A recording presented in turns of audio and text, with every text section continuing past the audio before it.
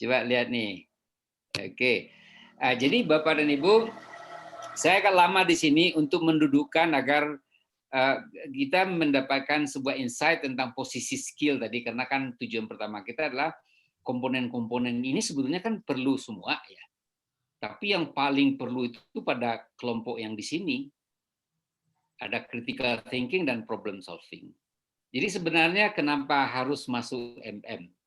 Adalah untuk mencari dua hal. Satu adalah kelompok yang merah ini, critical thinking sama problem solving menjadi meningkat. Tapi pada saat bersamaan bisa share dengan yang lain, ini juga akan meningkat dimensinya gitu. Ya, jadi oleh karenanya sangat jarang kita menyatakan bahwasanya ke depan itu bahagian mana yang sebetulnya harus menjadi kekuatan bagi individual. Katakanlah Bapak dan Ibu punya anak ke depan, bagian mana anak kita yang dia akan menjadi unggul ke depan, kan begitu. Maka dalam konteks ini adalah yang bahagian kanan kuadran katakanlah ini saja, semua item-item yang ada di sini menjadi apa ya, menjadi tidak bisa dielakkan lagi.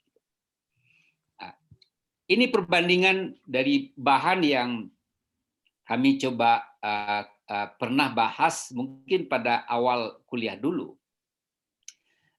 Ini di skill of today versus skill for tomorrows. Jadi pada posisi mana skill itu pada masa yang akan datang yang diperlukan. Di mana yang bahagian ini apa warnanya nih? Kalau kuning ya, mungkin kuning susu gitu ya. Bapak dan Ibu bisa lihat semua komponen kuning susu ini adalah merupakan bahagian daripada soft skills. Di mana dia adalah masuk pada dimensi needed more, kan gini ya, needed more.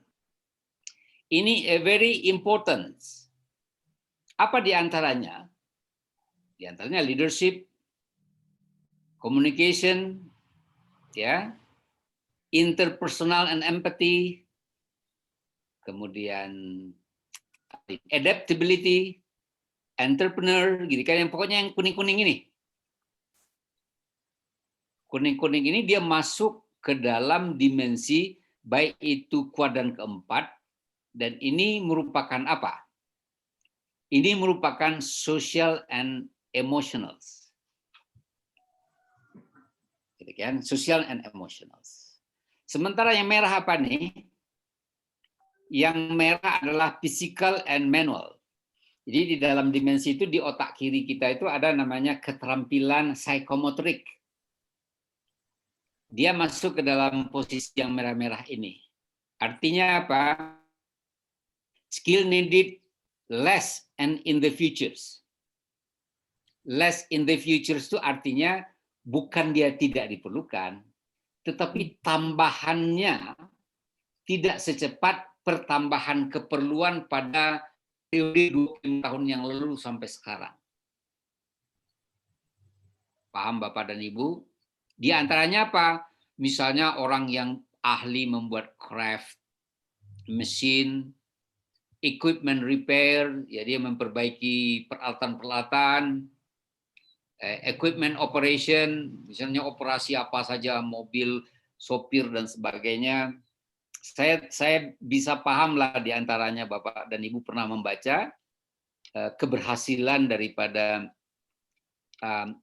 salah satu produk mobil di Eropa untuk membawa barang logistik dari Eropa Timur sampai ke Jerman itu tanpa dikendarai oleh orang. Jadi artinya apa? Diminishing the drivers. Jadi mengurangi jumlah pengendara. Contohnya, akibat sekarang otomatis. Saya ke Jerman tahun 2014 dibawa mobil oleh teman saya yang disertasinya di daerah mage ini, Tante Hili namanya, Teh Hili ya, orang-orang Jerman. Dia mengendarai mobil Audi, tetapi waktu itu dia nggak perlu pegang lagi setir gitu ya. Artinya apa? Dia tidak memegang setir lagi, dia cukup pakai komputer aja. Kemudian kami waktu itu dari Belanda sampai ke Jerman bisa, boleh dikatakan dia nggak perlulah pakai setir lagi. Dia hanya mencoba mengoperasionalkan bagaimana komputer bisa berjalan. Begitu cepatnya. Sekarang sudah diintrodusir misalnya di China, beberapa China di Southern China, Growth Triangles itu hotel-hotel sudah mulai yang tidak dilayani oleh orang lagi kan gitu ya.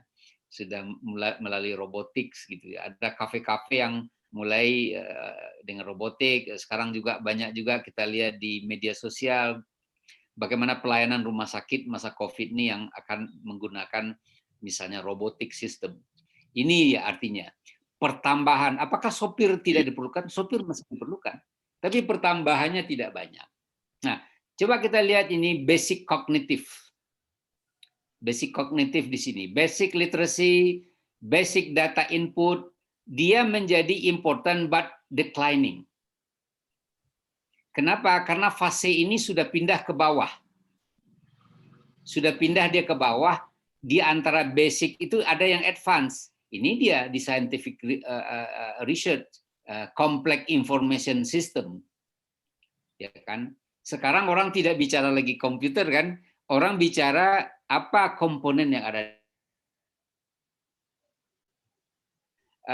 Games itu sudahlah advance dibandingkan dengan kita bicara computer system. Oleh karenanya ini menjadi move dia ke dalam dimensi yang lebih penting, banyak diketahui. Anyway, dari data yang seperti ini, saya kutip dari World Economic Forum, ini menunjukkan bahwasanya dimensi yang kuning-kuning seperti ini menjadi tidak terelakkan. Nah, saya ingin tambahkan cerita ini pada penjelasan berikut ini. Ini penjelasannya. Penjelasan di mana tiga tadi, di individual self-assessment itu menunjukkan critical thinking perlu. Ya kan? Kalau Menpan menilainya adalah ini komponen kedua, critical thinking. Ketika ada yang mau masuk pegawai negeri sekarang, ada di antaranya pengetahuan umum, ada namanya pengetahuan dasar, ada namanya yang namanya kepribadian dan soft skills. Tiga komponen itu yang diambil nilainya.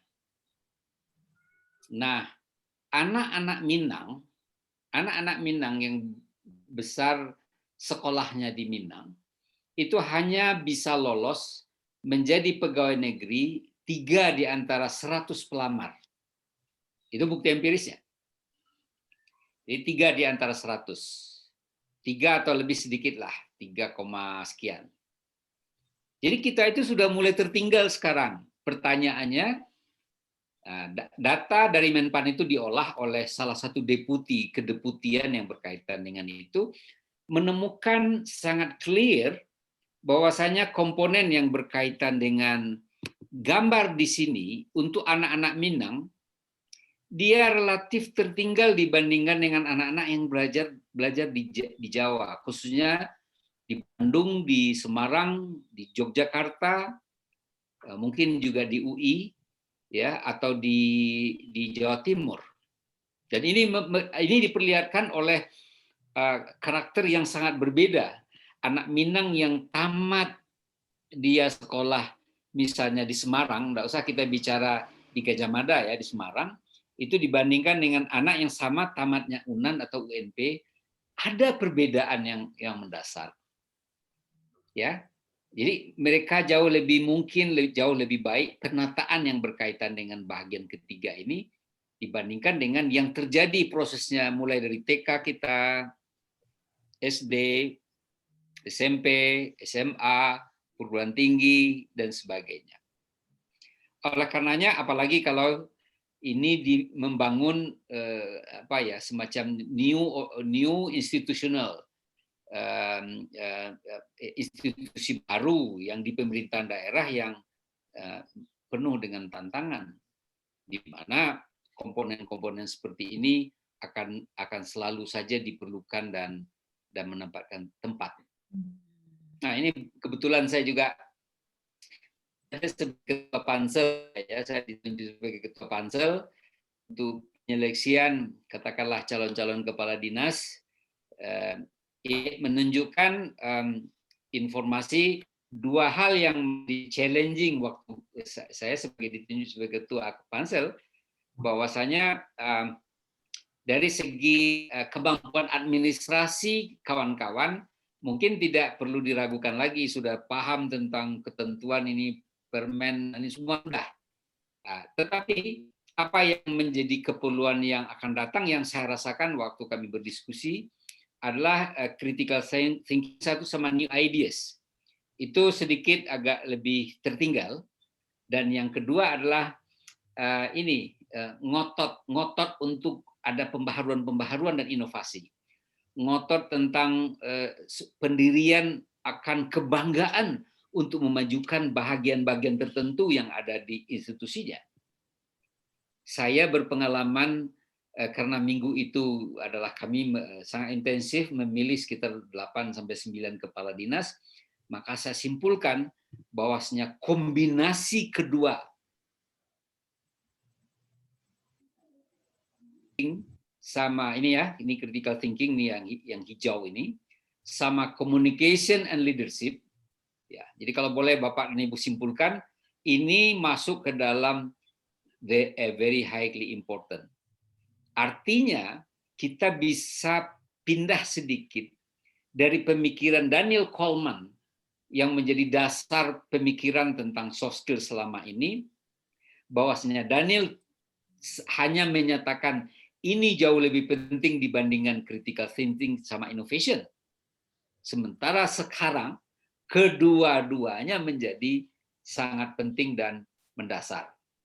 Nah, itu rumusan yang hendak saya coba berbagi cerita dengan Bapak dan Ibu pada siang hari ini. Clear dia di situ. Jadi data yang seperti ini diolah, kemudian dengan pengolahan itu menunjukkan peta yang berkaitan. Ini diproduksi di 2018. Saya kutip di World Economic Forum. Yang ini diproduksi di 2020 yang mengkombinasikan di antaranya posisi di mana antara peningkatan penguasaan ilmu sama pentingnya dengan peningkatan penguasaan soft skills. Jadi Bapak dan Ibu tidak bisa kita mengelak diri lagi untuk dua problem solving dan critical thinking ini untuk kita ya icak-icak enggak tahu lah gitu ya. Nggak bisa kita buat seperti itu. Nah, artinya apa? Nah, gini satu. Ini adalah kesimpulan yang saya buat itu memang tidak terlalu berdasar. Bahwasanya kita ini orang Minang, kita diberi anugerah luar biasa loh. Kita itu insya Allah kuat di bidang otak, ya kan? Terbukti daripada komponen yang kedua penilaian daripada Menpan itu tingkat kegagalannya sekitar 30 sampai 35%. Ya, dari segi otak. Jadi dari segi penguasaan dasar, insya Allah orang Minang itu sudah cukup tinggi. Nah, terbukti dari data situ dan kami meyakini. Tapi orang Minang suka otak, ya kan gitu ya. Apa saja yang ada di kedai kopi, persoalannya mulai dari COVID, mulai dari politik dan sebagainya, orang Minang luar biasa bisa bicarakan. Apalagi berpantun kita gitu, ninik mamak dan sebagainya kan gitu ya. Jadi hebat lah. Alun takile ala takalam kan gitu. Apa saja ceritanya itu rasanya namanya Tan Baro itu bisa saja ngomong seperti dia penonton ketika orang main bola. Padahal wasitnya sudah pusing ngatur permainan kan gitu. Orang kita adalah juga sedikit, jadi menonjol kan, otaknya menonjol. Jadi kemampuan dia sampai memahami konsep itu luar biasa. Otot gimana? Jadi otak, otak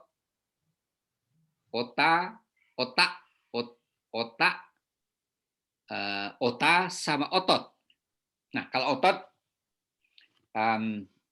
mungkin kita bisa simpulkan, ada kok yang workaholic, kan?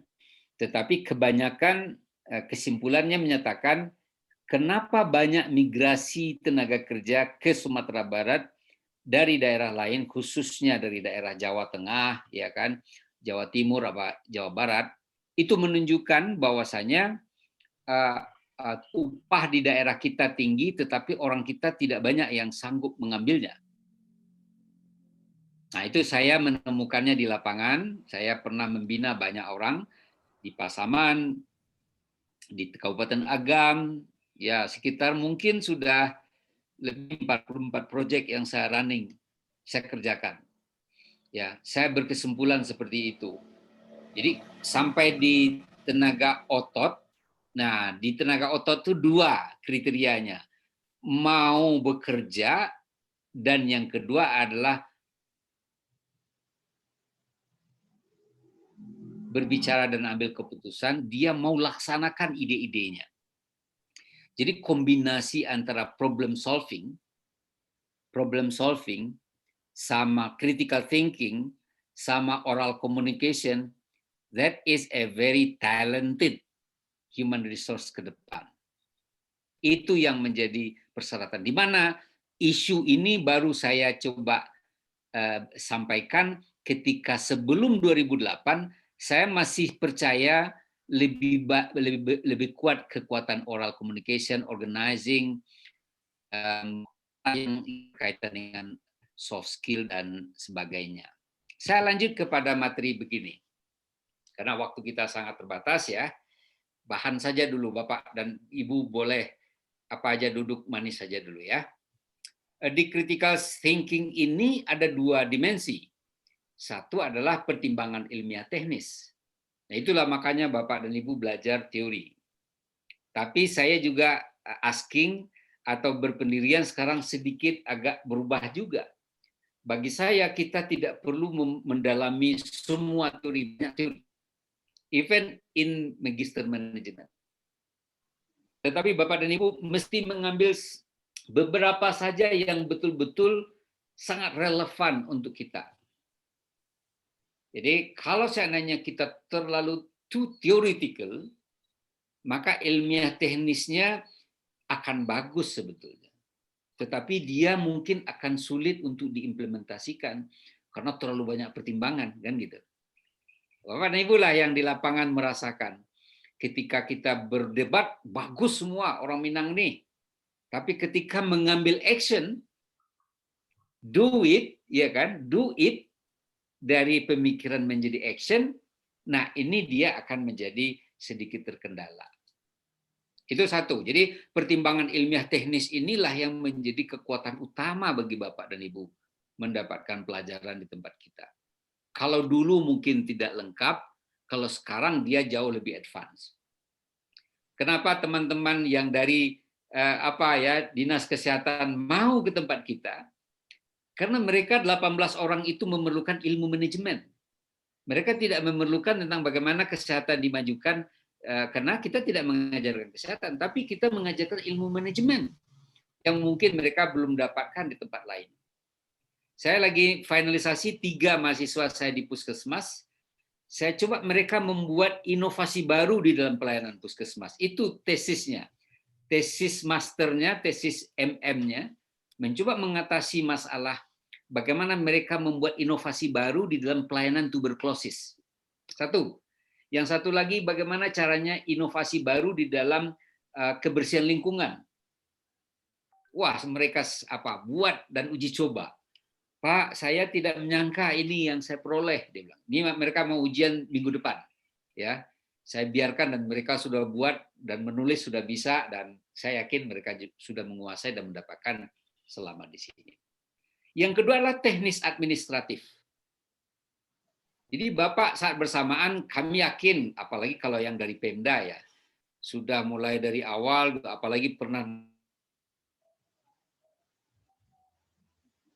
Jadi di teknik administratif kan harus menguasai kita juklak, capman, apalagi perdanya, kemudian juklaknya, juknisnya kan gitu. Mana yang boleh, which do, which don't kan gitu. Itu sudah bisa lah. Sudah bisa lah. Kalau yang abu-abu masih bermain-main, nanti kan kena juga kan. Kalau sempat nanti inspektorat atau apa yang itu kan bisa juga kena. Jadi intinya kombinasi kedua ini kan menjadi penting. Ini yang dikatakan dengan bagaimana membumikan critical thinking di dalam do it-nya itu, di dalam action-nya itu. Ya. Saya dua hari yang lalu ingat saya, hari Jumat kami itu menyusun sebuah standar bagaimana koperasi bisa dimajukan. Karena koperasi kita nggak maju-maju kan. Bagaimana memajukan UMKM kita. Ya, karena UMKM kita rendang banyak, tetapi rendangnya tidak bisa masuk, katakanlah isu Qatar menolak pesanan yang kedua kali, gara-garanya sederhana saja, quality control-nya tidak disusun. Maka rendangnya, irisnya tidak sama dan itu ditolak. Padahal kalau seandainya tidak mau dilanjutkan menjadi fase kedua, luar biasa kontraknya. Kami punya data yang sangat sahih. Kalau Bapak dan Ibu mau, bisa tanya pada Hoki Supermarket yang di Bukit Tinggi, itu menemukan produk-produk kuliner yang didatangkan dari Bandung, produk kuliner yang sama didatangkan dari Bandung, itu omset penjualannya lebih banyak dibandingkan dengan produk kuliner yang dihasilkan di Bukit Tinggi dan sekitarnya. Payakumbuh, Bukit Tinggi dan sekitarnya. So what is the problem? Problemnya rasanya bagus, tetapi quality control sama brandingnya kurang. Ya kan? Nah, ini yang dikatakan dengan yang berkaitan dengan itu. Harusnya kita harus memperbaiki bagaimana quality control sama branding tadi. Dalam contoh kasus yang saya coba jelaskan tentang di lapangan seperti itu kita menemukan. Berikutnya problem solving.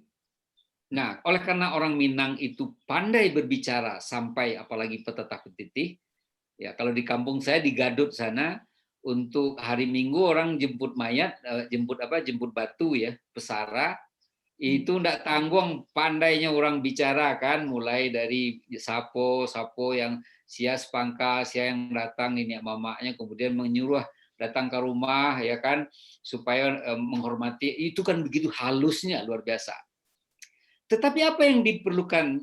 Diperlukan adalah pemecahan masalah setelah itu. Jadi kita mesti ada one step fooders. Jadi jika Bapak ini mau berdiskusi dalam kelas atau di dalam rapat, jangan masalah yang diolah kemudian tanpa ada solusi. Tapi jadikanlah masalah itu menjadi dasar kita mengambil solusi. Oleh karenanya diperlukan beberapa tahapan di situ. Nah, saya khawatir mata pelajaran lain sudah ada nggak teknik-teknik mendeteksi problem. Di dalam manajemen itu ada planning, ada organizing, ada activating. Di dalam planning itu ada bagaimana cara kita menemukan akar masalah agar kita bisa lebih persis dan bersama-sama paham tentang pemecahan masalah. Ya kan? Seperti COVID sekarang. Di COVID sekarang itu obat yang paling ampuh adalah to detect in hulu. Jadi di hulunya kita deteksi semakin masif. Saya usulkan dan rekomendasi beli Ginos kan gitu. Wah, marah orang, Ginos itu tidak efektif. Saya bilang Ginos itu kan 97% diklaim efektif. Tentu kita harus trust gitu. Bagaimana dengan model sekarang aja? Kalau model sekarang itu kita under reporting. Nah, kalau under reporting apa artinya? Kemampuan Sumatera Barat untuk mendeteksi paling hanya 6.000 sampai 8.000 per hari. Bagi Bapak dan Ibu yang belajar tentang manajemen cara cepat atau contingency plan, bisa baca di dalam buku saya yang terakhir itu di kesehatan. Namanya bagaimana cara membuat langkah-langkah contingency plan jika asumsinya prevalency rate misalnya COVID 12%, COVID 20%, COVID misalnya 30%. Gimana sih membuat contingency plan-nya? Nah, itu ada tuntunan saya susun di dalam buku itu. Buku namanya epidemiologi COVID. Jadi surveillance epidemiologi COVID. Jadi gimana cara manajemen tentang itu. Oleh karena di dalam detecting a problem jangan keliru. Saya sangat khawatir jika kita di dalam berpikir ada masalah, oh ini jalan keluarnya langsung. Tidak, bedanya kita sekarang ini masalah, ada akar masalah, ada possible solution-nya, baru kita ambil mana yang paling penting untuk pemecahan masalah. Ini dia di detecting problem. Baru menggunakan teori. Jadi saya sangat tidak setuju kalau bilang, wah ini pakai teori. Iya, tidak ada orang yang common sense. Bolehkah kita menggunakan logika? Boleh. Tapi jangan logika Bapak benturkan dengan Al-Quran dan hadis. Sekali lagi, saya katakan, jika logika kita tumbuh, jangan Bapak benturkan antara logika dengan apa yang ada di dalam Al-Quran dan hadis. Karena kalau seandainya kita benturkan, banyak masalahnya tidak akan selesai gitu. Ya kan? Tidak akan selesai. Udah jelas misalnya LGBT itu tidak bisa diterima oleh Al-Quran dan hadis, kita nggak bisa menggunakan logika bahwasanya LGBT itu mengimprove utility. Teori Gary S. Becker, pemenang hadiah Nobel Ekonomi itu menunjukkan gay marriage improve utility, dia bilang gitu. Itu teori, itu logika. Tapi karena logikanya tidak berdasarkan apa yang ada di dalam Al-Quran, maka logikanya menjadi batal, tidak bisa diterima. Itu contoh yang paling praktis saja. Contoh yang lain gimana? Contoh yang lain misalnya, sekarang kita perlu halal, toyib, kita perlu bank syariah. Jadi tidak ada lagi rooms bagi kita untuk discuss tidak halal. Tidak ada lagi rooms bagi kita untuk bicara tentang konvensional. Karena di dalam Al-Quran itu sudah clear meninggalkan riba kan gitu ya. Bapak dan Ibu, saya dulu kan juga waktu masih, bukan sekarang ini belum begitu baik sih ya, tapi waktu saya masih di luar negeri, masih saya kuliah mengambil S3, itu bagi saya wanita itu tidak apa-apa enggak pakai kerudung. Itu menurut logika saya. Tapi setelah saya dalami ada beberapa ayat yang menjelaskan, maka bagi saya bisa gitu loh. Itu berbenturan antara logika dengan apa yang ada dalam Al-Quran. Jadi sungguh sangat berbahaya bagi seorang wanita yang menyatakan, wah saya muncul kesadaran dulu baru mau berkerudung, kan gitu. Salah. Ya, mungkin setelah dia akhir balik, dia sudah menjadi wajib untuk keluar rumah pakai kerudung, kayak gitu. Banyak di antaranya yang lain yang membuat kita harus buat seperti ini. Makanya saya katakan evaluating theory and logic of thinking harusnya yang sejalan. Following Al-Quran, hadis, dan ilmu pengetahuan. Kenapa? Karena juga di dalam Al-Quran dan hadis, dia tidak juga secara eksplisit ada teori, kan gitu. Tetapi banyak juga teori itu yang bisa kita sandarkan kepada hasil Al-Quran. Buktinya apa? Buktinya sudah alhamdulillah lah Bapak, saya sudah mungkin membimbing atau menguji dan membimbing PhD itu hampir 50 orang ya. Hampir semua diantaranya karya-karya mahasiswa S3 saya itu di akhirnya saya minta, coba kamu cari deh apa pasangan yang paling tepat dari temuan Anda ini gitu. Dan itu ketemu semua katakanlah ayat yang relevan. Dan berikutnya adalah writing. Nah, kalau writing ini gampang lah. asal mau aja nulis-nulis, mau aja baca-baca. Ya. Saya juga penikmat Kompas. Kata orang Kompas tuh bacaan orang kapi, ya kan gitu orang banyak bilang. Tapi tidak. Halaman 6-nya untuk sebahagian memang mereka loose dari segi konten, itu kita bisa pahami lah. Tapi nggak apa-apa kalau seandainya loose, karena negara kita ini kan bukan negara religion gitu ya. Nah, yang penting kita paham bahwasanya ketika mereka berpendirian seperti ini, oh berarti mereka tidak paham tentang isi kandungan Al-Quran. Saya sendiri tidak juga menguasai Al-Quran, ya maaf, sama hadis juga saya tidak tahu saya gitu sebenarnya. Tapi saya berkesungguhan untuk mendalami itu dan mengaitkannya dengan ilmu pengetahuan. Oleh karenanya nilai-nilai akademis yang berkaitan dengan writing dari sisi tadi itu menjadi sangat penting. Nah, itulah makanya Bapak dan Ibu buatlah nanti essay atau tugas-tugas akhir yang berdasarkan kasus atau mau lebih ke akademiknya lebih tinggi, itu boleh dipilih mana di antaranya yang tepat. Ya. Izinkan saya melanjutkan dulu sebelum nanti ada pertanyaan-pertanyaan yang bagus. Ya. Ini satu lagi bahan yang Bapak dan Ibu bisa baca nanti. Ya, mudah-mudahan Ayu sudah kirim ke grupnya Bapak ya, yang kelompok ini, yang materi yang saya sampaikan juga hari kemarin. Saya agak lebih minta Bapak dan Ibu betul-betul mencari esensi apa di dalam satu slide saya di depan ini. Ini dia kriteria output manusia yang kombinasi antara ilmu pengetahuan dan Al-Quran tadi. Kombinasi antara logik yang sejalan dengan Al-Quran dan hadis. Nah, ini tidak ada di dalam teori-teorinya, buku-bukunya yang dibaca, itu tidak ada ini. Yang ada adalah, ini dia. Itu yang ada.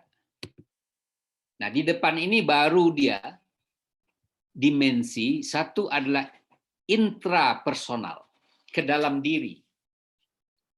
Yang satu, ini adalah, ini hablum minan nas. Ini interpersonal. Oke, Bapak dan Ibu. Dua dimensi ini adalah intrapersonal, ini interpersonal. Ini yang vertikal. Ini yang vertikal. Yang horizontal, achievers orientation. Nah, mudah-mudahan akan banyak nanti tesis-tesis yang berkaitan dengan ini, Bapak dan Ibu di lapangan nanti. Silakan saja. Ya. Di achievers orientation ada dua. Satu ada responsible awareness. Ini dia. Yang satu lagi adalah responsible action. Nah, Bapak dan Ibu.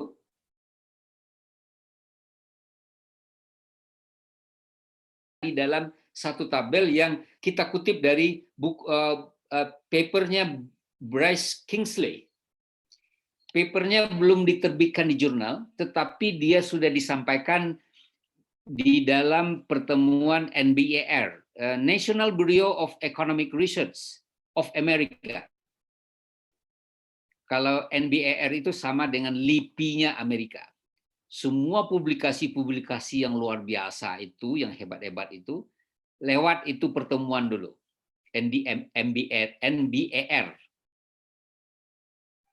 Pertanyaan saya di hadapan majelis sekarang adalah, mana yang sudah kuat kita, mana yang belum? Apa contoh self-awareness?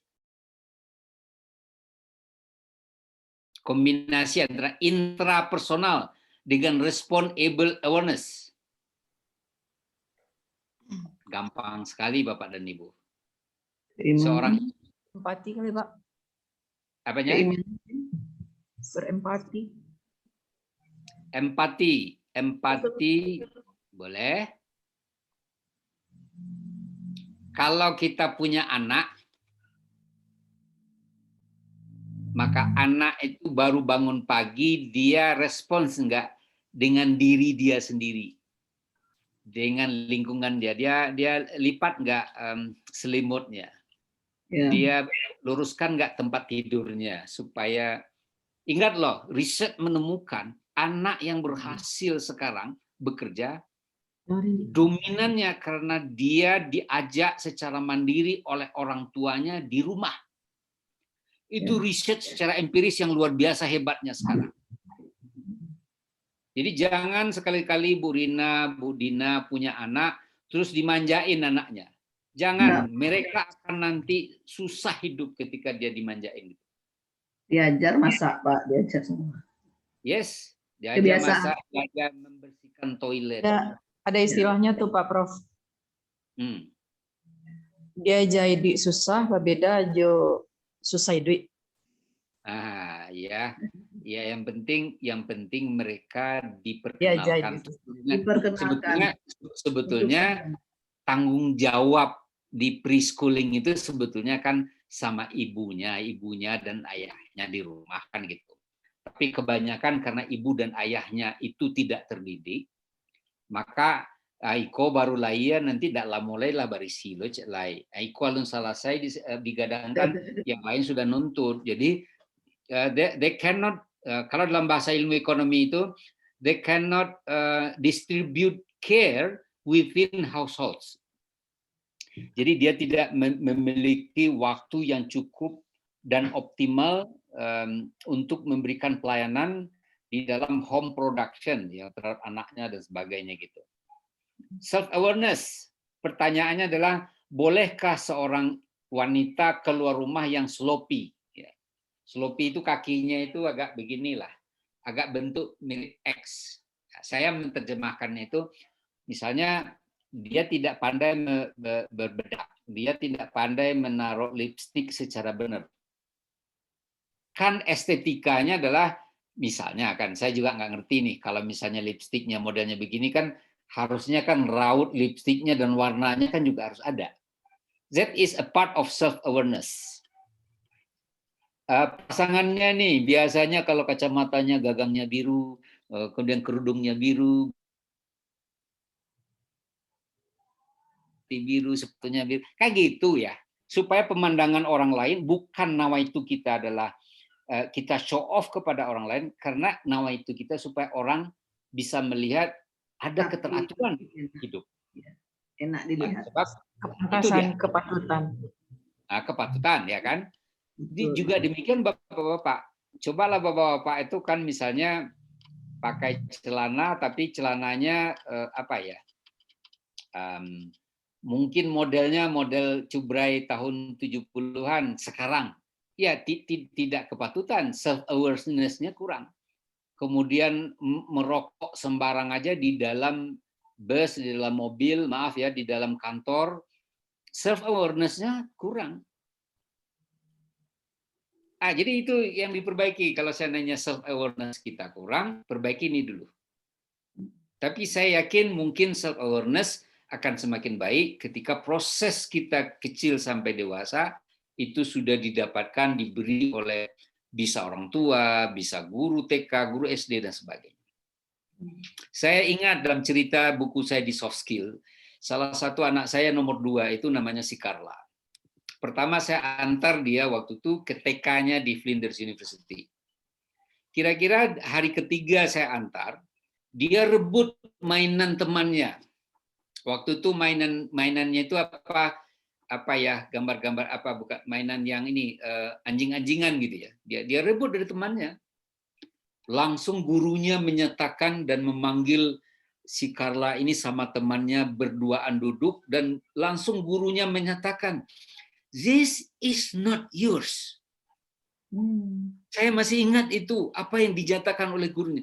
"This is not yours, Carla. This is hers." Ini milik teman kamu ini. If you want this, kamu harus asking, pinjam kepada teman kamu. Duduklah masalahnya satu pada usia sangat belia. Masa kecilnya, masa kecilnya. Cucu saya umur 4 ya, kemarin 4, masih di waktu di UK, saya sempat, mereka sekarang sudah di Jakarta ya. Itu pergi ke sekolahnya di TK. Dan pertama sekali baru datang itu langsung dia berkomunikasi, langsung dia peluk anak ini. Istilahnya they give them the warmth attention. Kemudian kamu mau belajar apa di sini? Pokoknya sudah langsung diarahkan. Kamu mau main ya? Kalau mau main kamu ditaruh di situ. Kamu boleh main-main di situ dengan cara begini. Intinya self awareness-nya di kecil sudah diajarkan. Kalau self management ya kayak gitu. Bangun pagi, gosok gigi, kayak gitu ya. Kemudian mandi, kemudian pergi sekolah. Di Jepang proses self management anak-anak adalah tidak boleh diantar oleh orang tua. Jadi anak yang misalnya anak SD kelas 6, dia bertanggung jawab membawa adik-adiknya yang tetangga-tetangganya ke sekolah bersama. Itu masuk ke dalam kurikulum untuk mengembangkan self awareness, self management anak-anak. Jadi intinya mungkin ini lebih kepada intrapersonal. Jika Bapak dan Ibu bisa syukur ada dimensi ini dua, tetapi apa yang sangat baru? Dimensi apa yang sangat baru sekarang adalah dua ini yang menurut hemat saya kebanyakan kita masih belum memilikinya secara baik. Bruce Kinsley menemukan apa yang dikatakan dengan social awareness. Social awareness dan yang paling basic, yang paling penting itu adalah relationship management. Jadi siapapun Bapak, dimanapun Bapak bekerja, saya baru bisa recognizing ternyata keputusan orang yang baik berlatar belakang manajemen atau bukan berlatar belakang manajemen, belajar sampai relationship management yang dia miliki itu adalah maju dalam konteks dia sanggup mentailoring antara idea organisasi dia dengan organisasi yang lain, mampu dia mengeksekusi.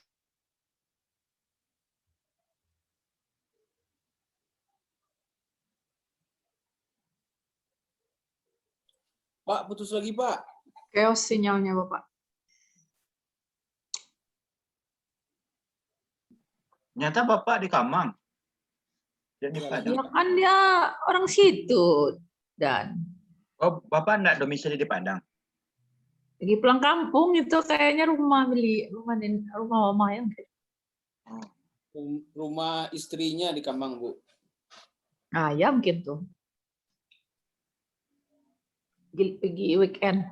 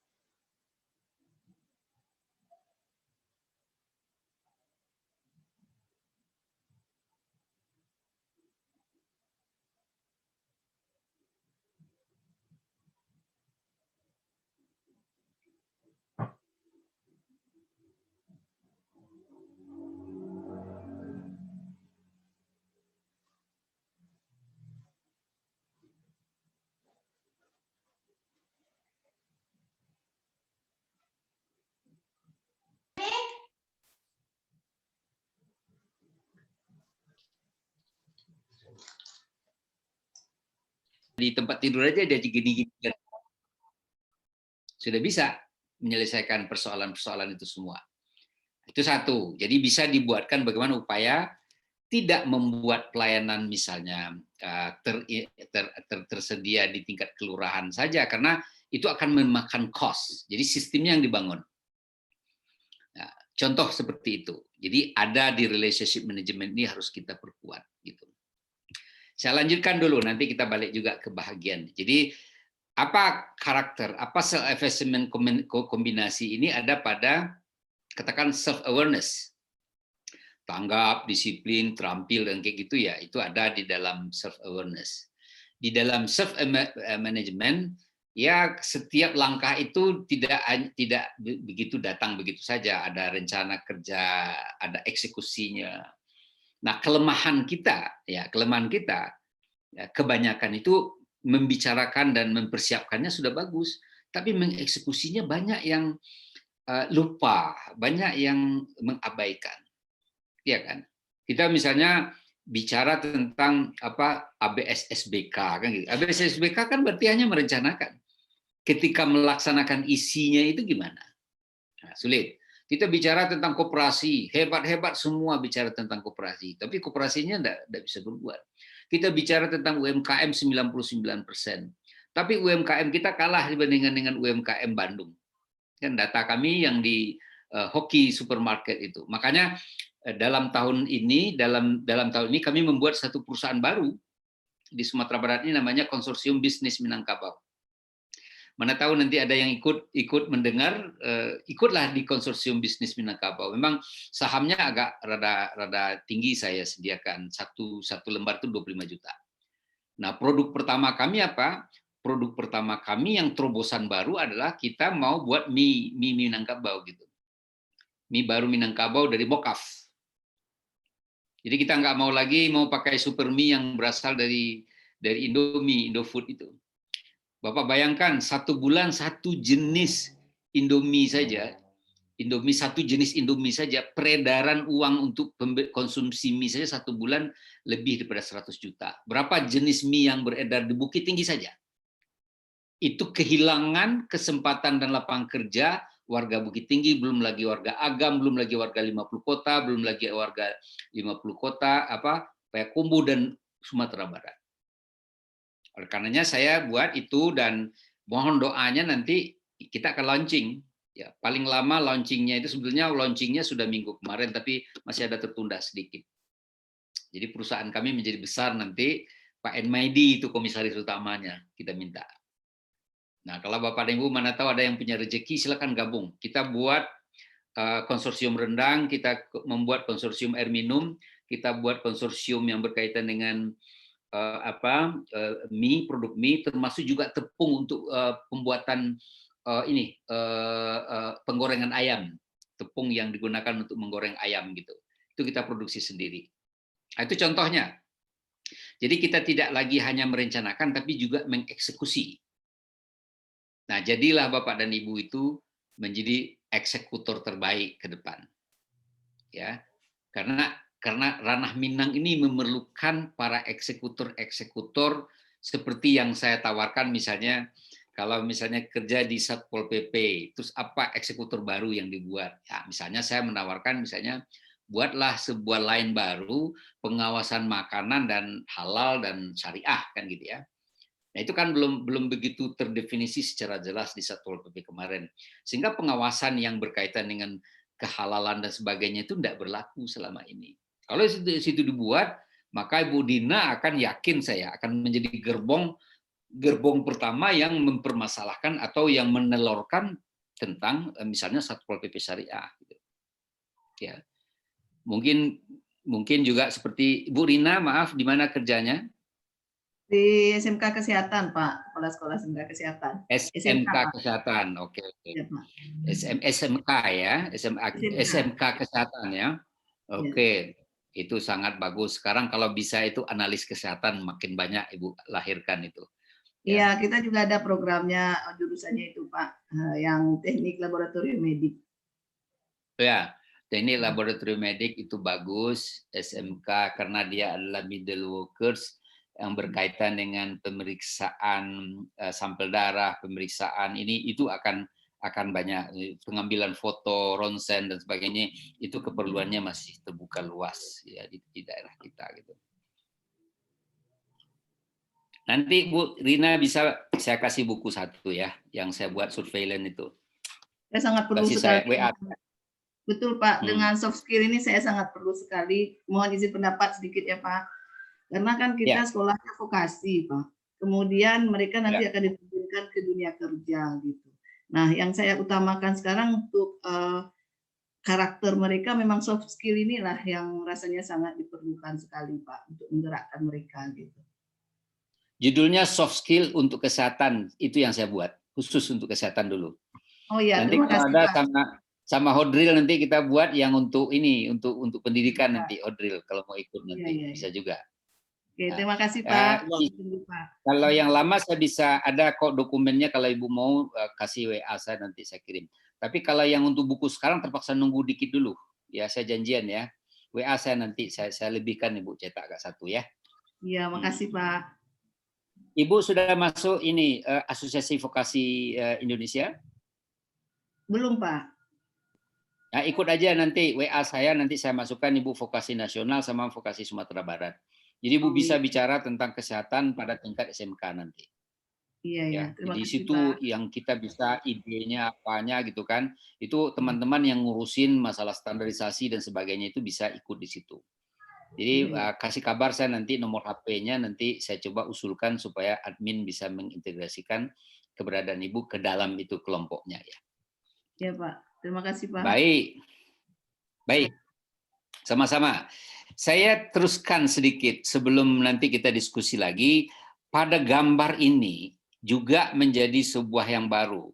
Deming ini, mencoba bukan mempublikasikan, ini report yang belum dipublikasikan di dalam jurnal, tapi baru selesai di NBER, National Bureau of Economic Research, yang di 2000 baru ya, di 2021 ini baru saya download.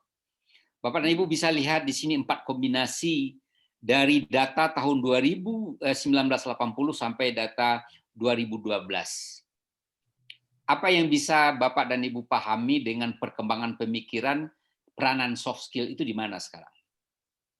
Menjelang tahun 2005, menjelang 2005, itu buku-buku yang mendorong soft skill itu menunjukkan bahwasanya kombinasi yang terbaik itu adalah high social, low maths. Jadi pokoknya soft skill itu mendominasi. Ya. Penguasaan individu terhadap soft skill jauh lebih penting dibandingkan dengan hard skills. Karena hard skill itu ada pada kemampuan kognitif sama psikomotorik. Ini data yang menunjukkan pertumbuhan wages, pertumbuhan upah. Jadi cara kita membuktikan bahwasanya keperluan kombinasi antara hard skill dengan soft skill itu justru pada dimensi pertumbuhan sektor upahan mana yang paling tinggi. Setelah dicapainya 2005, Bapak dan Ibu, itu menunjukkan dominasi setelah pasca 2005. Ternyata kombinasi hard skill dan soft skill itu jauh lebih hebat dibandingkan dengan hanya soft skill saja.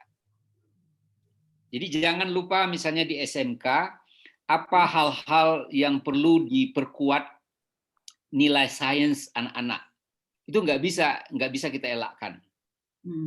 Di SMA mau IPS mau IPA nggak bisa dielakkan kalau mereka itu tidak kuat basic science-nya. Bahkan saya berpendirian ya untuk menjadi khatib Jumat saja atau untuk masuk ke IAIN atau untuk menjadi hakim yang baik itu nilai sains dasarnya adalah harus baik.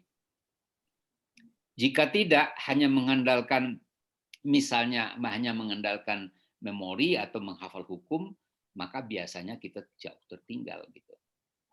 Jadi untuk kasus-kasus yang complicated itu memerlukan apa yang dikatakan dengan cognitive skills.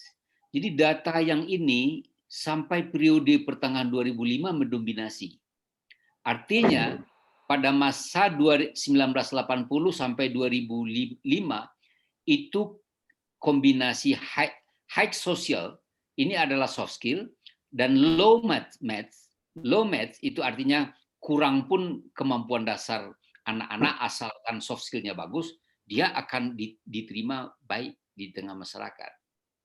Tapi yang kedua ini adalah high social, high maths. Ternyata setelah tahun 2005 dia jauh lebih tinggi tingkat pertumbuhannya dibandingkan yang merefleksikan kombinasi kedua itu adalah terbukti. Jadi kalau seandainya kita kembali ke gambar ini adalah kombinasi antara nilai-nilai yang berkaitan dengan soft skills, emotional skills, sama problem solving. Problem solving ada di dalam cognitive development. Jadi jika Bapak ada yang mendidik dan menelurkan anak-anak vokasi, kuatkan bahagian ininya. Betul, Pak. Kuatkan bahagian yang berkaitan dengan katakanlah leadership-nya, kemampuan dia berkomunikasi, yang selama ini mungkin attachment terhadap itu dalam proses belajar mengajar adalah relatif kurang. Iya, betul. Oke, saya kembali ke sini. Ini empirical. Ini adalah data yang diolah oleh si Deming ini yang menunjukkan begitu. Bagaimana kalau seandainya ini datanya low social, low maths. Jadi kalau seandainya indah soft skill buruk, kemudian matematik buruk, pertumbuhannya memang negatif semenjak tahun 80. Sementara bagus pun matematiknya tapi kurang soft skillnya, pertumbuhannya juga lamban. Jadi sangat clear data daripada Deming ini menunjukkan kepada kita ada movement, ada perubahan yang mendasar bahwasanya kognitif sama soft skill itu harus dikombinasikan secara seiring. Jadi inilah yang membedakan cara berpikirnya kita sekarang dibandingkan dengan periode waktu masif-masifnya masalah-masalah yang berkaitan dengan soft skills, ASK, apalagi ya itu kan, yang mencoba membuat kekurang pentingnya masalah yang berkaitan dengan high maths ini. Apa dampaknya jika low maths? Jadi jika generasi sekarang, jika pegawai kita kemampuan kognitifnya kurang, biasanya inovasinya kurang. Nah, itu dia nanti akibatnya begitu. Saya lanjutkan Bapak dan Ibu karena waktu kita sangat terbatas. Nah, ini kan kita bisa buat di sini kognitif. Ya, tadi yang high order thinking, problem solving ada di sini. Ini soft skill, komponennya communication, integrity, kemampuan leadership-nya ini masuk di sini. Nah, kita masuk ke sini. Yang tidak diajarkan di literatur barat. Iya. Ya, ini tidak diajarkan di literatur barat. Jadi percuma rasanya saya sebagai guru besar, mungkin soft skill saya bagus, saya pandai berkomunikasi, saya banyak menulis buku dan sebagainya. Tapi saya tidak ihsan. Saya tidak ihsan. Atau saya mungkin tidak mengimani sesuatu. Atau saya tidak mempraktekkan Islam saya sebagaimana mestinya. Saya mungkin puasa, tetapi saya tidak ada go puasa itu. Saya sholat, tapi saya tidak ada go yang berkaitan dengan di belakang daripada sholat. Nah, pertanyaannya apa? Jika ini oke, jika ini oke, ini tidak oke, kayak apa kita? Nah, ini dia. Ateis dan liberal. Nah, kita akan masuk ke dalam kelompok yang seperti itu. Bapak dan Ibu, orang Israel itu orangnya kalau seandainya intelijensianya tidak ada gandingnya. Kalau istri orang Israel ngumpul, mereka bicarakan apa yang mereka baca di dalam jurnal-jurnal pada minggu ini terbit. Itu istri orang Israel. Kalau mungkin kita sebagian besar, kalau istri-istri orang kita berkumpul, Mungkin dia tanya, kamu sudah beli mobil berapa, ya kan gitu ya. Emasnya berapa disimpan, modelnya kayak apa gitu. Ya, kira-kira kan begitu logika berpikirnya. Nah, kita tidak begitu harusnya. Ketika misalnya soft skill-nya lemah, pintar dia, kemudian dia tidak juga katakanlah beragama, kita mirip Hitler. Hitler itu orangnya betul-betul hebat nih, pintar. Pada masa dia bisa dihasilkan berbagai macam kepentingan. Saya pernah pergi ke Komen di Jerman tahun 2014. Saya bicara sama Bupati Agam waktu itu, Pak Indra Chatri. Saya pengen bikin model Komen itu di Agam. Apa model Komen? Komen adalah sebuah kawasan wisata yang di dalamnya kita bisa lihat kebudayaan abad ke-18, 19. Itu ada di Komen. Sekali saya bisa menjawab pertanyaan, kenapa mobil Audi, kenapa mobil Volkswagen, kenapa mobil Mercedes, itu buatan Jerman. Ketika negara resesi dan sebagainya, Jerman pertumbuhan ekonominya masih positif. Saya tulis sebuah tulisan itu kenapa Jerman tahan banting. Itu bisa dilihat di majalah seputar Indonesia. Jawabannya adalah karena Jerman itu luar biasa disiplin. Jerman itu luar biasa teknologinya. Saya lihat bagaimana sekolah di abad ke-18 di Jerman. Bapak dan Ibu tidak percaya bahwasanya untuk menghukum kesalahan anak-anak yang terlambat sekolah, di pintu sekolahnya Jerman itu disediakan sebuah tempat di mana lutut anak yang terlambat harus ditaruh di dalam bejana yang runcing. Sedikit itu agak menyakitkan anak-anak. Tetapi Jerman menetapkan standar seperti itu. Saya melihat gambarnya, saya melihat ke sekolahnya, saya melihat dan mendapatkan cerita itu. Real, ketika itu di abad ke-18, Jerman betul-betul melakukan dan merencanakan iptek itu seperti itu. Sekarang negara di mana di dunia yang paling tinggi peradaban ipteknya, inovasinya, itu pasti Jerman. Ya, sekarang saingan Jerman itu ada Cina. Cina sudah mengalahkan Jepang sekarang. Tapi Jerman, Cina tidak akan mampu kalahkan. Ya kan? Obat Jerman yang paling hebat.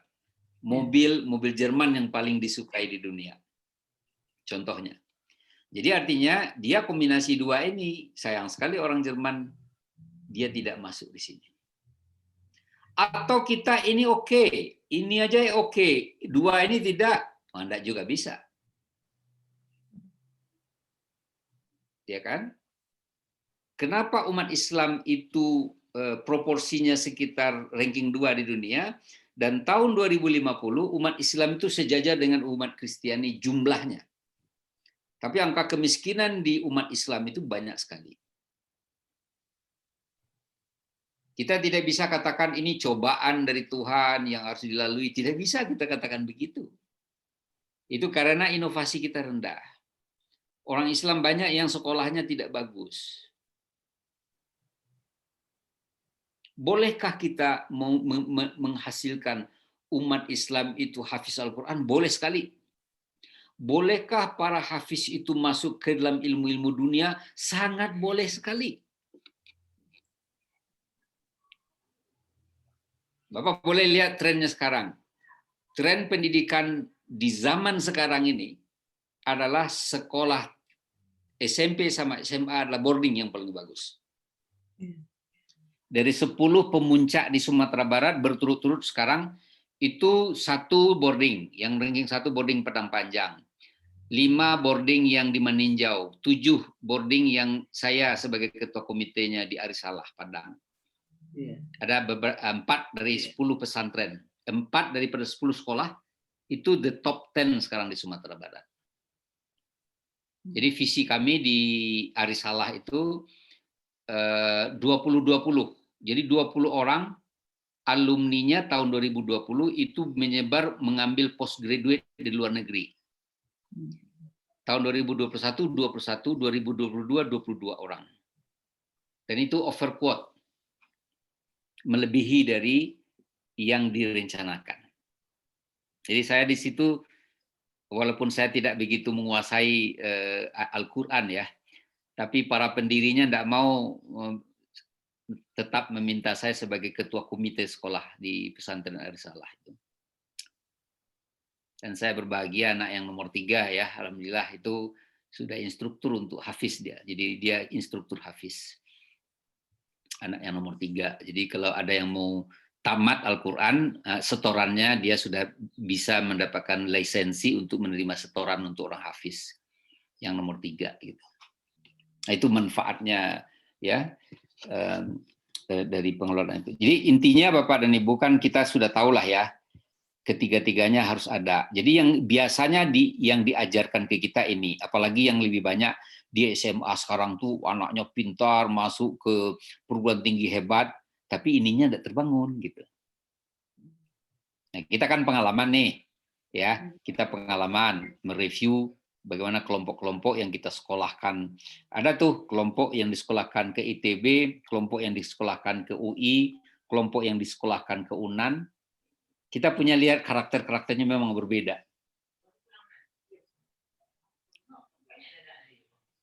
Nah, terus terang ya, kalau saya secara pribadi menilai adalah sejauh lebih baik untuk mencapai ini. Ya, mudah-mudahan insya Allah nih ya, ITBH Institut Teknologi dan Bisnis Haji Agus Salim ininya insya Allah jauh lebih baik dibandingkan dengan yang lain. Bapak boleh lihat nanti anak-anak kita, anak-anak S1 kita nanti, apalagi S2 ini. Kalau boleh saya katakan, mudah-mudahan tamatan MM-nya di sini ya agak sedikit berbeda ya dibandingkan dengan tamatan yang MM yang lain gitu. Saya hanya ingin melihat kombinasi ketiga ini, jangan Bapak Ibu lupakan. Makanya yang standar itu adalah we love our prophets, ya kan? Oleh karena di mana kita lemah nanti, apakah di dimensi kognitifnya kah, apakah dimensi sub soft skill-nya, atau di ihsan, atau di iman, atau di Islam. Ihsan apa sih sebetulnya? Nah, kenapa bansos kita kecolongan triliunan, yang lagi kasusnya sekarang diduga triliunan kehilangan anggaran. Ininya bagus kok, soft skill-nya bagus tuh orang tuh, menteri itu, apalagi kepintarannya. Luar biasa. Nah, kurangnya mungkin di sininya, gitu. Jadi kalau ini dimensinya, Bapak dan Ibu, kita dalam kamar puasa, kita nggak mau berbuka puasa gitu loh. Kira-kira itu gampangnya menerjemahkan apa itu yang ihsan. Kesadaran diri untuk Kita di dalam ruangan sendiri, kita di dalam ruangan sendiri ketika puasa dan kita tidak mau membatalkan puasa kita. Itu yang dikatakan dengan ihsan. Ihsan adalah kondisi di mana orang sangat percaya pada hari-harinya ada yang melihat dia secara langsung. Sehingga dia akan jujur.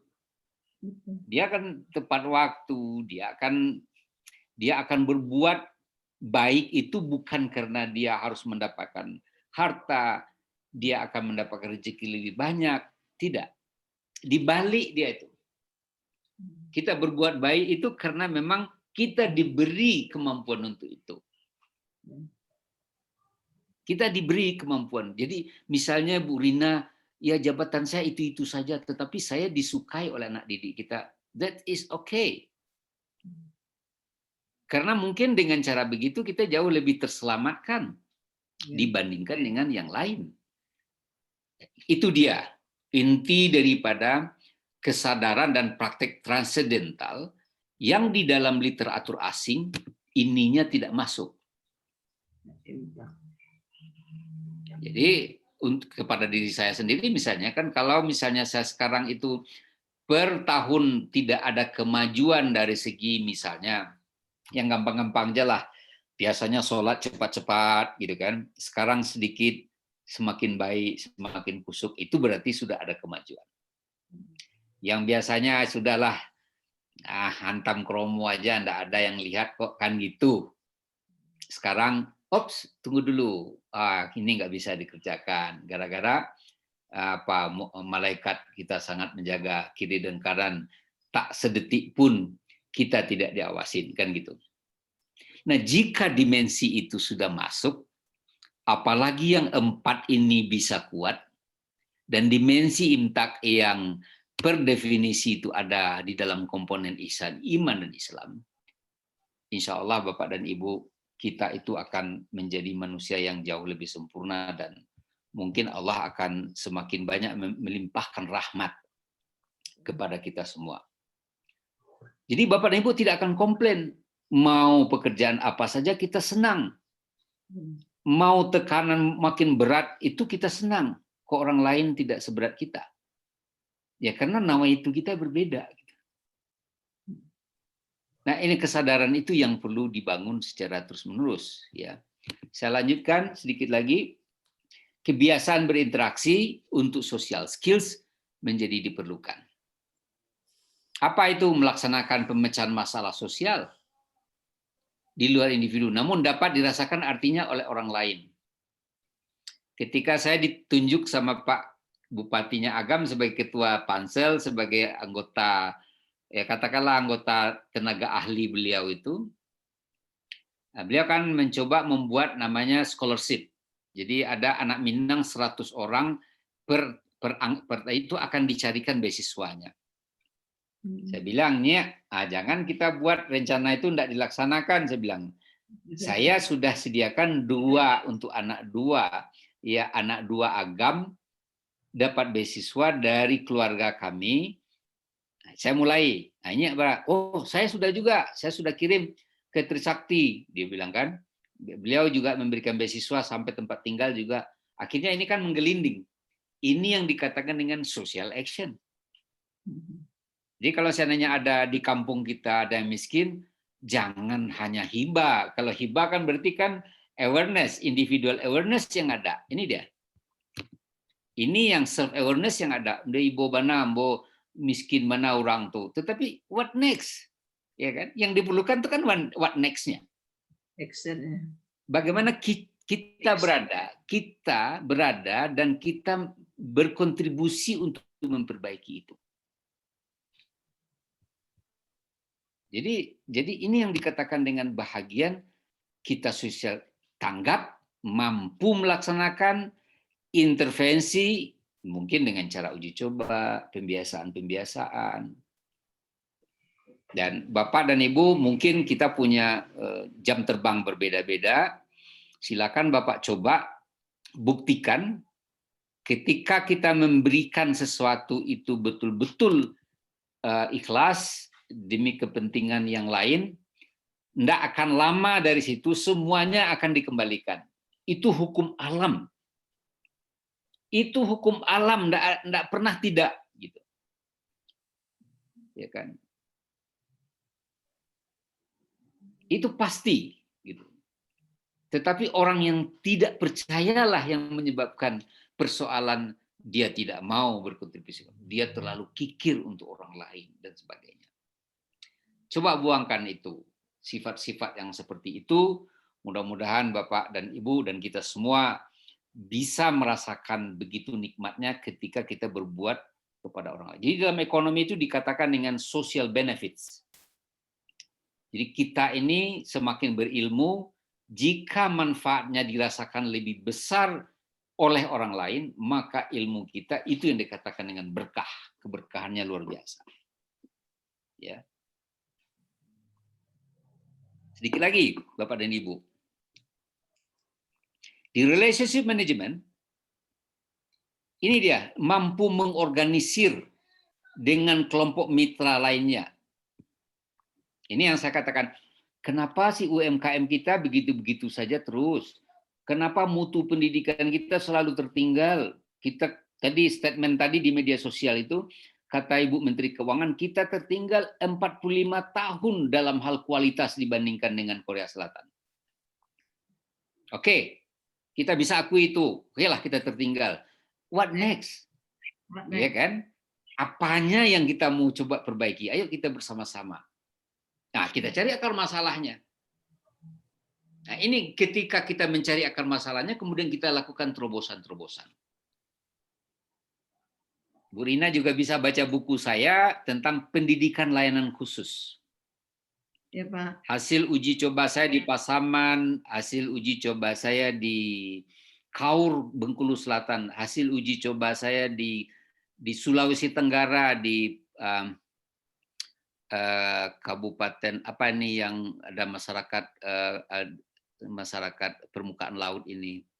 Yang daerah yang paling bagus, indah itu terumbu karangnya di Wakatobi. Bisa juga dibaca hasil bagaimana saya mengintervensi masyarakat perbatasan Sarawak sama Malaysia. Ada reportnya saya lakukan. Ketika itu saya jadi konsultannya Dignas. Apa yang berhasil di situ adalah membuat terobosan-terobosan baru di dalam mengatasi bagaimana mengatasi masalah banyaknya anak-anak putus sekolah. Itu betul-betul saya di lapangan. Jadi saya sudah sempat ke Wakatobi itu sekitar 3-4 kali lah. Karena untuk ke Wakatobi kita butuh kos untuk flight aja minimal kita butuh 10 juta. Hanya untuk bolak-balik pesawat aja dari Padang ke sana gitu ya. Tambah tempat tinggal dan sebagainya. Jadi orang sana mau meng-hire kami untuk datang begitu seringnya sampai kami berhasil mengembalikan anak-anak suku Wakatobi untuk bisa kembali ke sekolah. Saya coba sebagai ekonom, ya kan. Di daerah Pasaman kami melakukan yang namanya pemindahan anak-anak di tepian hutan ke daerah kecamatan. Banyaknya sekitar 146 orang karena proyek kami itu sangat kecil, dananya tersedia hanya 1 miliar satu kabupaten, maka 146 anak kami keluarkan dari hutan-hutan itu. Dan sekarang mereka sampai ke pendidikan tinggi. Ada yang mau tamat sekarang nih semua, hampir tamat mereka semua sekarang. Artinya apa? Dicegah mereka itu untuk tidak putus sekolah. Jika mereka di kampung, apa yang terjadi? Umurnya 14 tahun tapi dia sudah berkeluarga. Nah, kalau 14 tahun kan gampang kita hitung. 14, 50 kurang 14 ada 36. Bagi wanita 36 tahun tuh bagi 2, maka 18 potensial anak yang akan dia lahirkan. Kalau 18 potensial anak yang dilahirkan, katakanlah betapa sulitnya melakukan regulasi untuk itu. Kalau regulasinya gagal, mereka akan punya anak pada kondisi pendidikannya rendah. Kalau pendidikannya rendah, dia akan memiliki anak kembali yang juga berpendidik yang banyak dan berpendidikan rendah. Dan kita berputar-putar di situ terus umat Islam itu. Nah, ini yang kita harus cegah. Ya kan? Ini yang dilakukan melalui relationship management. Tidak bersaing tetapi bersinergi. Bapak dan Ibu jangan lakukan persaingan. UMKM nggak boleh bersaing, tapi bersinergi. Hasil studi Mautiah, salah satu mahasiswa kita di tamatan MM kita, dia sekarang ngambil PhD, doktor di Padang. Dia saya angkat jadi dosen luar biasa di yayasan kita ya.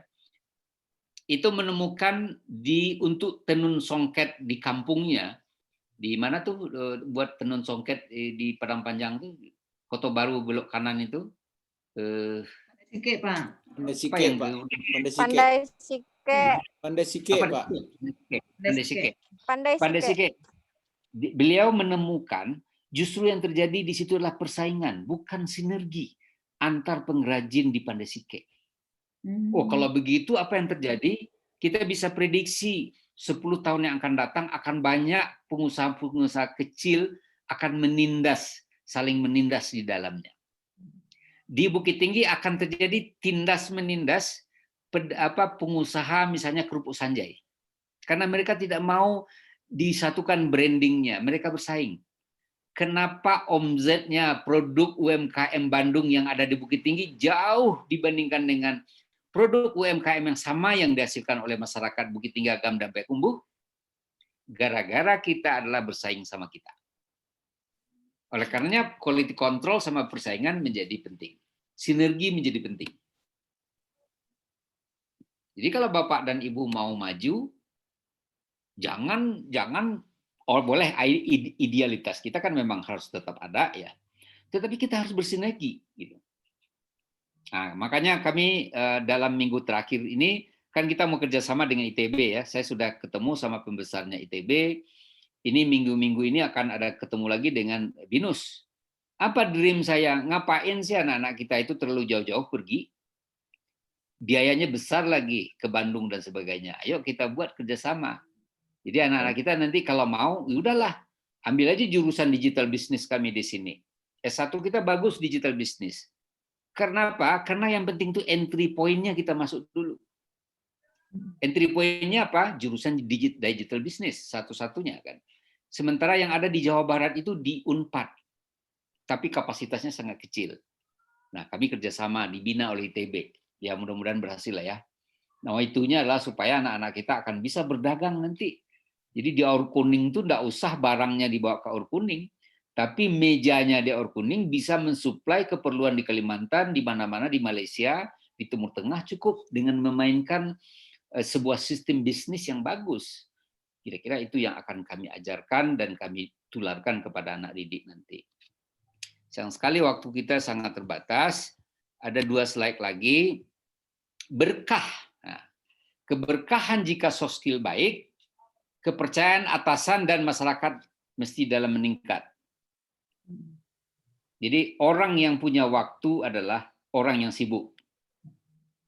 Quote itu. Orang yang bisa mengerjakan adalah orang yang sibuk. Orang yang tidak sibuk kebanyakan adalah orang yang komplain hidupnya. Jadi bapak-bapak ketika bapak dan tamat nanti dan berbuat sesuatu dan banyak, maka bapak dan ibu akan banyak dipercaya oleh atasan. Ya, saya tidak nyangkal kan sebelum COVID ini perjalanan kami per tahun itu 260 flight per year. Jadi saya naik pesawat itu dalam 1 tahun itu 260 kali. Ke Jakarta dihitung 2 kali, ya kan? Bapak bayangkan, akhirnya saya dapat tuberkulosis kan, saya dapat TBC, saya sakit kayak gitu kan. Ya udahlah, enggak apa-apa, saya bilang gitu. Karena saya kemana-mana sampai ke Irian, ke NTT yang belum. NTT sama Kalimantan Tengah, 2 itu yang saya belum jamah. Kalau yang lainnya sudah sangat berulang-ulang kali saya pergi. Kedua, kesungguhan memperkuat proses pembelajaran sasaran, social skill dan organisasi. Jadi kesungguhan memperkuat proses di sini. Nah, ini. Makanya Bapak dan Ibu jangan lupa say hello kepada orang lain, sampaikan apa yang dikerjakan, bagaimana orang bisa give great attention to them. Kalau ini adalah social awareness. Awareness ini kira-kira terjemahannya aware itu aware sekali, tanggap sekali, respons sekali itu yang dikatakan dengan aware. Jadi social response. Ya. Kalau inilah relationship. Jika Bapak dan Ibu ingin memperkuat soft skill, kuatkan 2 ini. Kalau masalah ini, insya Allah Bapak dan Ibu sudah menguasai. Apalagi orang-orang yang sudah bekerja. Tapi ini tidak bisa, ini harus dilatih terus. Ini saya ngomong ya, istri saya itu lama bisa menangkap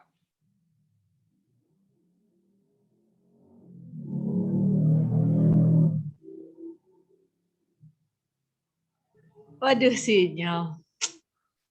Lagi serius. Poin-poinnya. Lama-lamanya nah. Tidak, Pak. Dia agak Oke, sedikit aja ada 2 slide terakhir. Lanjut, Pak. Mungkin saya Lanjut, Pak. dan ini tadi. Tadi keputus, Jadi, Pak, soalan Ibu, Pak. Nah, ya, jadi Ibu itu agak sulit bisa memahami waktu saya merintis banyak proyek-proyek sosial. Saya buat banyak hal proyek-proyek sosial. Saya buat beasiswa, saya rekrut, saya sekolahkan orang. Mungkin sudah banyak yang jadi sarjana itu 30-an mungkin sudah ada. Saya biayai mereka dan gitu ya. Saya buat yayasan dan sebagainya. Mereka mulanya bingung, Ibu ini kok uangnya kok untuk itu aja kan gitu ya. Tapi akhirnya beliau sekarang, istri saya adalah lebih dibandingkan dengan saya sekarang persoalan social awareness-nya. Jadi dia banyak punya kegiatan sekarang untuk mengempower. Dia direktur Kamang TV sekarang gitu kan. Buat banyak kegiatan luar biasa, pertemuannya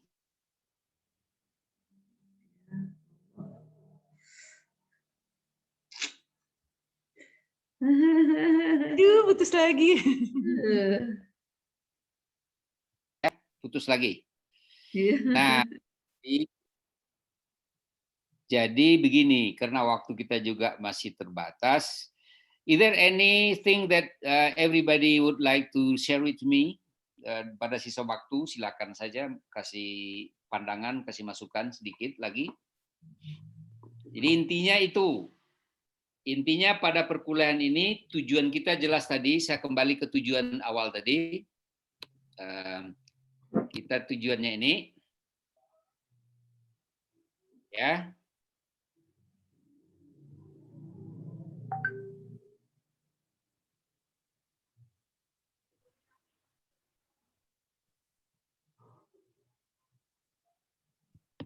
Halo. Ya, Pak. Ya, Pak. Ya, Pak. Ya Pak, Ya. cuma masih putus-putus Pak. Ya, Pak. Ya, ya jadi ini kan kita kembali kepada expected learning outcome-nya kan 3 ini tadi. Jadi oleh karenanya mahasiswa memahami dimensi skill, insya Allah sudah dapat. Mahasiswa memahami apa yang menjadi keperluan pada masa yang akan datang, sudah jelas tadi. Kuadran-kuadran tadi, ya. Mahasiswa mampu memulai tahapan-tahapan untuk memperkuat soft skill. Jadi tahapan-tahapan itu yang menjadi perlu diasah terus, ya, tahapan-tahapan sehingga kebiasaan kita untuk mengorganisir ide menjadi kenyataan, gagasan menjadi kenyataan, inovasi menjadi kenyataan, itulah yang diperlukan pada masa yang akan datang. That is my course, ya. Jadi kira-kira itu yang menjadi pembaharu dari literatur yang saya baca. Silakan Bapak dan Ibu, bila mana ada yang ingin mengomentari, silakan. Ya, Pak. Ya, Pak. Ayo. Ya. Nah, terima kasih Pak atas waktunya. Pembelajaran manajemen soft skill ini sangat menarik sekali bagi saya, terutama karena saya berada di bidang pendidikan, mempunyai tanggung jawab moral yang luar biasa rasanya untuk menjadikan anak didik kita ini menjadi anak-anak yang mempunyai masa depan, anak-anak yang betul-betul seperti harapan bangsa kita, Pak, gitu kan. Nah, tapi di dalam kenyataannya sekarang ini saya mungkin sedikit berbagi, Pak. Kebetulan saya sekolahnya itu vokasi dan kita juga boarding gitu. Nah, kita kan di kesehatan ini bagaimana mereka menjadikan mereka mental melayani gitu kan. Saya ingin ciri khasnya SMK kesehatan itu memang harus mereka itu menjadi melayani, dan kita tuh membiasakan budaya-budaya bagaimana mereka menjadi pelayan-pelayan handal gitu. Nah, di dalam suasana COVID sekarang ini, Pak, memang kita pun harus dituntut untuk mempunyai inovasi juga untuk ketertinggalan sekarang ini, Pak. Biasanya kita kan boarding, anak-anak itu terlatih gitu kan. Kemudian ketika daring mereka dipulangkan ke rumah gitu kan.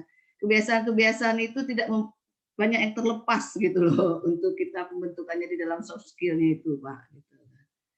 Nah, ini yang menjadi kita harus bentuk lagi, karena biasanya karena kebiasaan itu jadi budaya bagi mereka gitu. Nah, tapi kadang budayanya itu seringnya mereka hanya budayanya di boardingnya aja, Pak, gitu. Ketika di rumah lagi tidak. Kalau kita tetap komunikasi dengan orang tua juga sibuk untuk itu. Nah, itu yang jadi pikiran kita sekarang itu menjadi tanggung jawab kita juga bagaimana ke depannya itu, Pak. Itu mungkin tanggapan, dan ini pembelajarannya sangat menarik sekali, Pak. Gitu. Saya juga ingin nanti masukan dari Bapak. Alhamdulillah, ya mudah-mudahan. Ya. Sekolah saya itu menjadi sekolah kesehatan terbaik juga lah di dalam. Saya juga menginginkan soft skill-nya itu jadi ciri khas untuk sekolah saya nantinya, Pak. Gitu inginnya, Pak.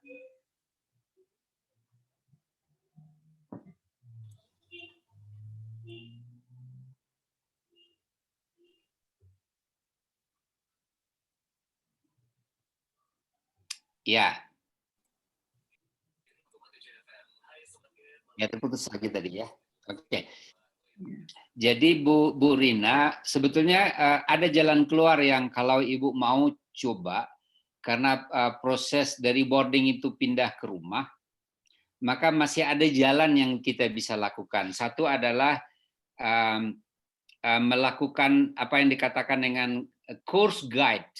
Jadi itu harus ada guidelines, ada petunjuk pelaksanaan di mana anak-anak masih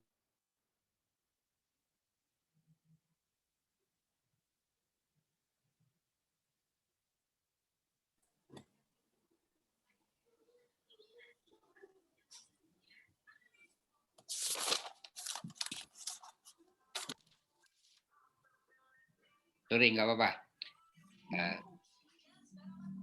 Oke. Jadi yang mungkin kita bisa lakukan, Bu Rina, membuat yang namanya course guidelines.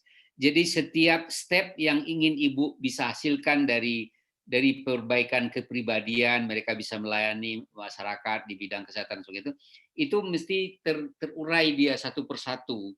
Dan itu menjadi checklist Ibu bagi kepada guru agar ada petunjuk pelaksanaan apa yang harus dikerjakan. Semacam kayak manual instruction yang itu dibuatkan di dalam kurikulum dan itu mereka harus laksanakan. Dan sistem monitoringnya seperti apa.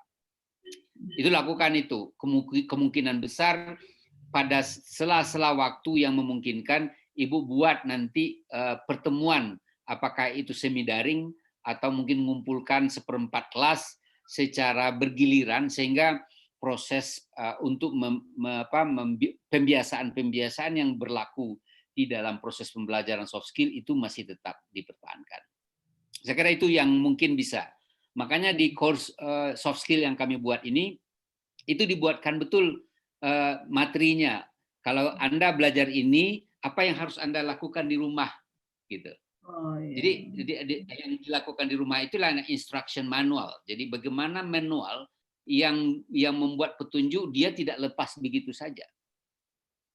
Nah, kalau di luar negeri saya lihat soft skill itu diajarkan seperti itu. Misalnya hari Jumat anak-anak dibuat course sebelum pulang, kemudian mereka melaksanakan hari Sabtu dan Minggu, kemudian hari Senin mereka mempresentasikan kembali. Ya, mudah-mudahan itu akan menjadi sebuah proses yang bagus, kendati pun kita. Yang kedua adalah namanya blended learning methods.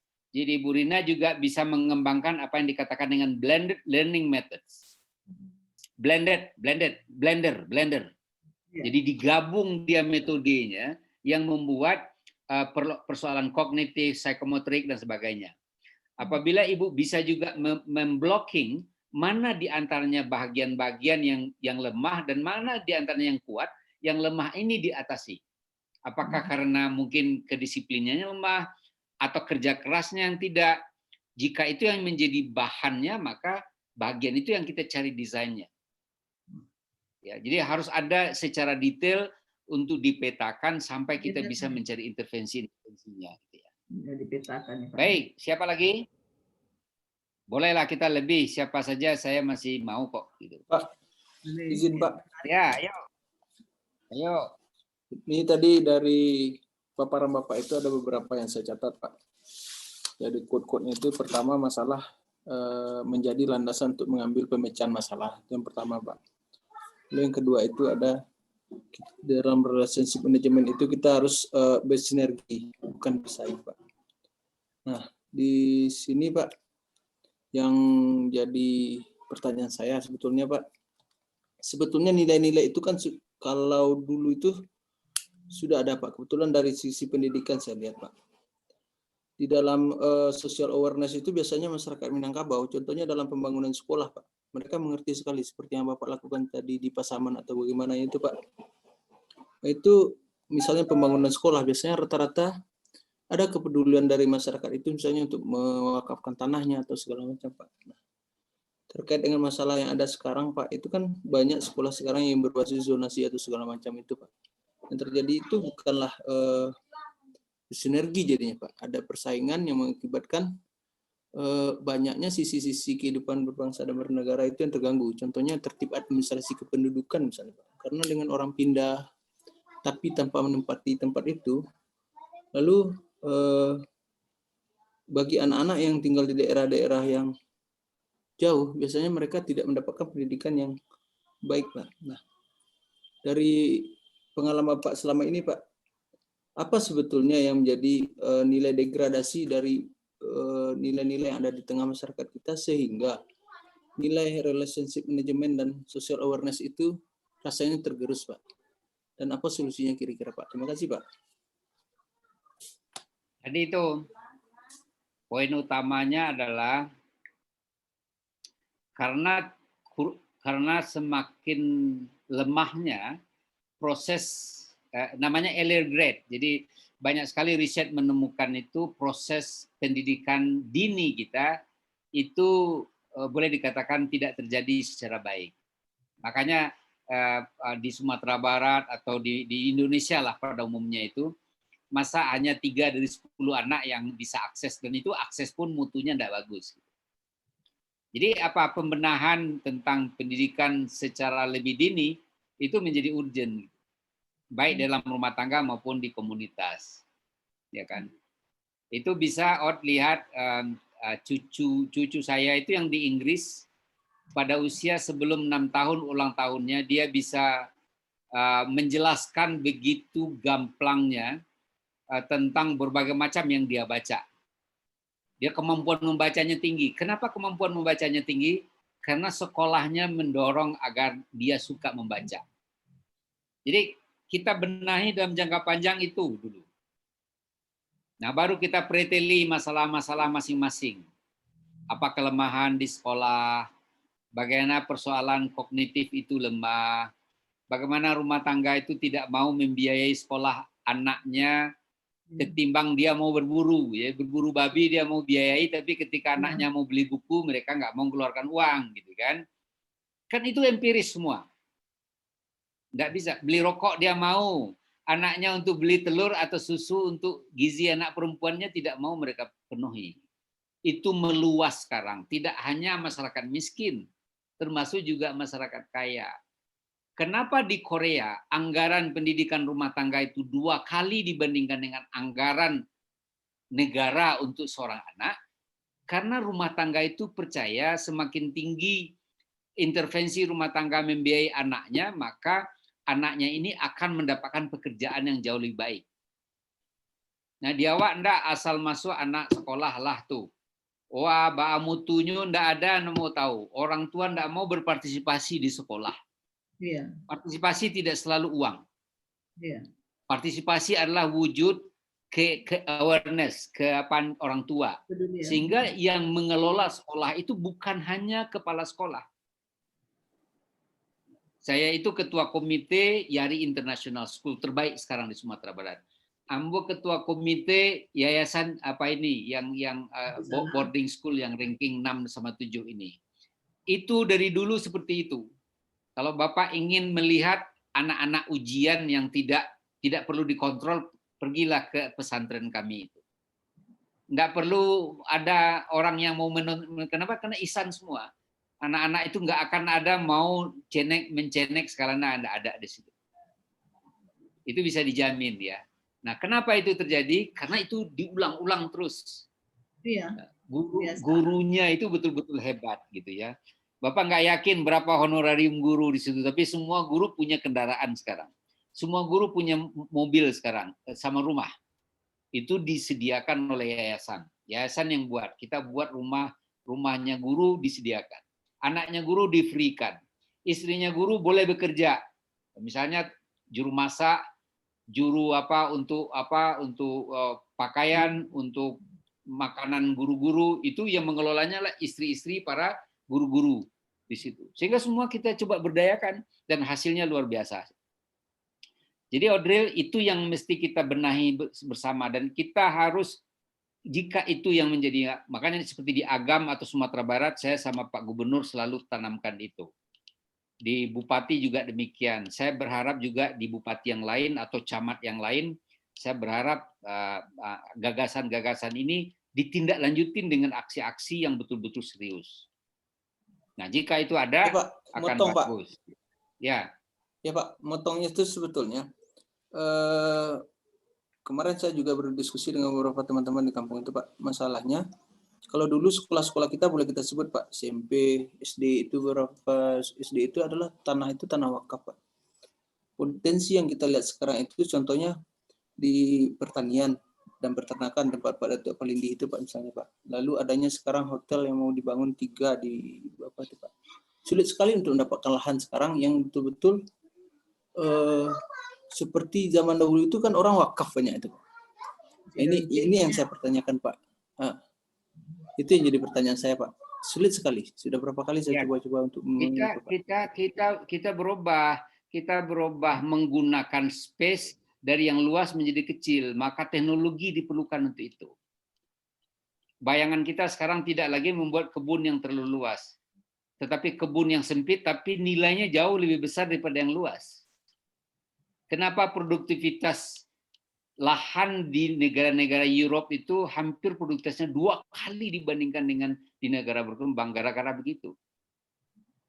Ingat loh, Belanda itu hanya menguasai 1% lahan dunia, 1% untuk memberikan almost 75% pangan dunia. Itu dari Belanda. Apa yang dia lakukan? Teknologi. Untuk sampai ke teknologi tidak sekolah pertanian kayak model sekarang, maaf saya katakan. Orang sekarang bertani dulu, baru dia belajar. Kalau belajar dia tidak jadi petani gitu, dia akan menjadi yang lain. Nah, itu model sekarang. Ketika dia orang petani, sekarang dia coba dulu. Nah, coba dulu dia kan. Nah, kalau mau nanam durian, jangan durian kamang juga. Harganya paling hanya 50.000 satu. Tapi kita tanam yang namanya durian yang berasal dari Musangking misalnya kan. Harganya 500.000 satu biji. Contohnya, itu ada di inovasi. Inovasi berasal dari ilmu, Hodril. Sehingga anak kita harus punya kekuatan ilmu kognitif tadi. Kuat dia. Oleh karenanya dia tidak cukup hanya dapat ilmunya dikit-dikit saja, enggak bisa. Jadi harus dia kuat, saat bersamaan agamanya bagus, soft skill-nya bagus. Nah, lengkap sudahlah nanti, mudah-mudahan dia akan bisa memecahkan masalah pada masanya gitu. Ya, nggak apa-apa, kita angsur-angsur lah. Mudah-mudahan masih banyak kesempatan yang lain kita berpikir dan berbuat. Ya. Masih ada yang mau komentari? Karena sudah lewat, tadi ini gantian 10 menit kita terpakai jadwal, sudah lewat kita dari jam 5, karena tadi agak lebih cepat kita selesai, sudah diganti kekurangannya. Kalau enggak ada lagi Bapak dan Ibu, so to be happy ya, sukses semua, mudah-mudahan kalau saya diminta lagi ngajar, saya kasih lagi materi-materi yang lain, lebih detail lagi, lebih spesifik lagi. Tapi kalau enggak ada lagi jadwal yang berkaitan ini, mungkin pada lain waktu kita bisa ketemu. Saya kira itu yang saya bisa pada hari ini. Selamat berhari Minggu ya. Semua saya salut sekali kepada teman-teman mau berkorban, tapi nanti hasilnya nanti tidak seperti sekarang ya. Kalau saya dulu susah hidup saya di luar negeri, hampir 6 tahun saya di luar negeri, susah sekali. Ya tapi sekarang saya bisa nikmatilah kan gitu. Nah, sekarang masa Ibu dan Bapak yang agak sedikit susah dana, susah waktu, perhatian rumah tangga menjadi berkurang, tapi asalkan itu bisa dikomunikasikan, ya enggak lama lah akan banyak dapat, dan itu juga untuk anak-anak kita semua. Ya, baik, saya kira itu saja dulu. Nanti mudah-mudahan kalau ada lagi penugasan, nanti saya akan masuk lagi. Oke, semua? Oke, Pak. Oke. Terima kasih, Pak. Baik, wabillahi taufiq wal hidayah. Assalamualaikum warahmatullahi wabarakatuh. Waalaikumsalam warahmatullahi wabarakatuh. Waalaikumsalam warahmatullahi wabarakatuh.